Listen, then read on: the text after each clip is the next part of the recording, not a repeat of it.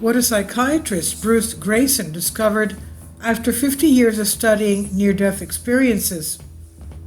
In his recent released book, psychiatrist Bruce Greyson summarizes 50 years of working with patients with near-death experiences.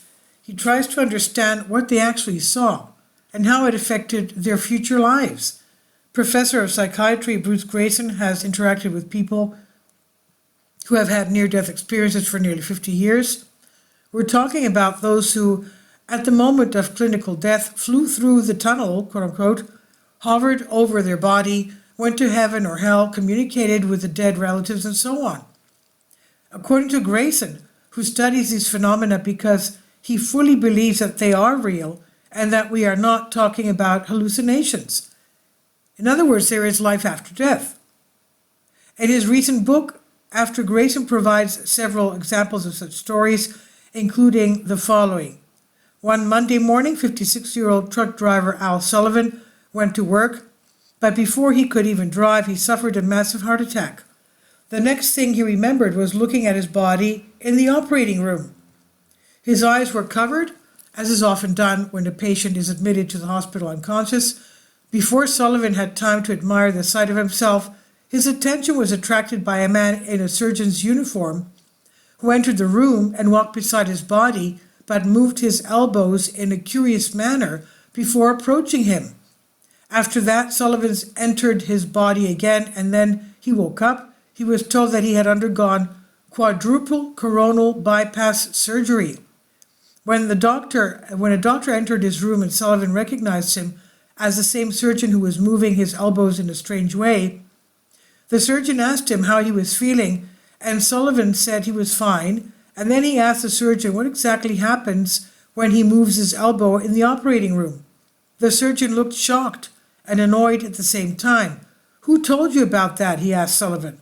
Then the surgeon told Sullivan that he did everything right because now his patient is alive and all is well, and then he left the room.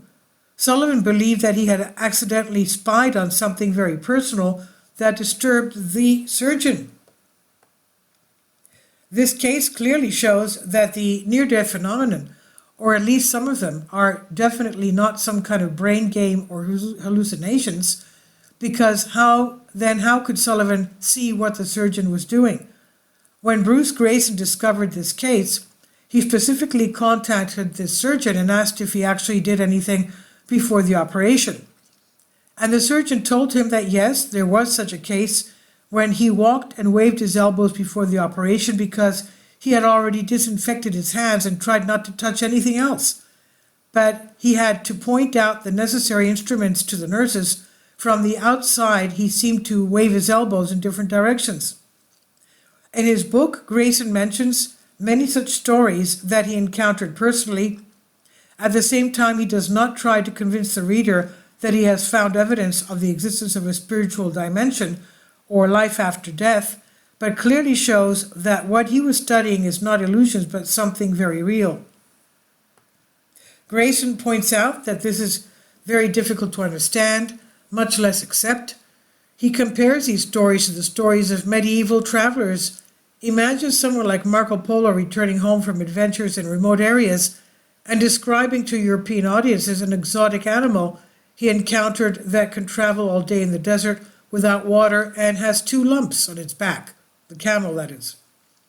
The listeners themselves who had never seen this creature, the camel, for them it seems absolutely fantastic. They learned about it only from the words of the traveler, and therefore it's very difficult for them to accept the fact that this creature can be real. At the same time, in the same way, in our world, it's very difficult to believe that there is anything other than death, and that there is another dimension than the one we are used to, in which the human soul can move without being noticed by someone living, but having the opportunity to observe everything from outside our physical world. Skeptics will mercilessly ridicule those who dare to believe it, because for them there are no camels. During his work on the study of near-death experience, Greyson encountered another strange phenomenon. People who have gone through such an experience change their view of death. They no longer feel afraid. They try to live life to the fullest, finding joy even in the small things, enjoying simple joys, and why suffer the torture? Life was not created for this, and what will happen after that, they already know. Please leave your comments, and thank you for your support. Kindly support my Patreon account. The daily posts are 5 videos daily, and they are totally different from what I have on my YouTube channel. Thank you so much for your support and that you find all my content so interesting. You'll find the Patreon account details in the description box below.